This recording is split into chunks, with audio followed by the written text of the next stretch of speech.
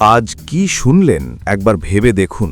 পশ্চিমবঙ্গের সভা থেকে অমিত শাহ জানিয়েছেন বিজেপি সরকারে এলে 6 মে থেকেই ইউসিসি চালু হবে। भारतीय जनता पार्टी शासित कई राज्यों ने यूनिफॉर्म सिविल कोड लागू किया है। हम 6 माह के अंदर ही बंगाल के अंदर यूसीसी को लागू कर सभी नागरिकों के लिए एक ही कानून बंगाल में हो वो सुनिश्चित करें।